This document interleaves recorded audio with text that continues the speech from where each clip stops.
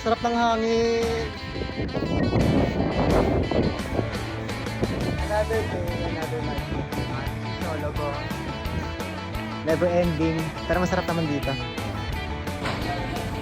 Okay, so nasa Manginasal kami ngayon ni Rowan.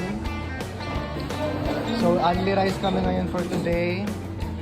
Ang tanong, makakailang kanin kaya kami? We'll find out.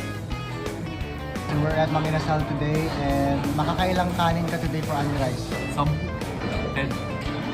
Mas makakailang kanin ka ba? Only rice tayo so, baka 10 rin, ko lang alam. Second rice. Second rice na to.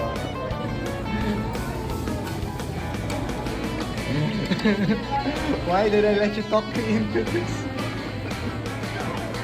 Ano bro, kaya pa? Ano?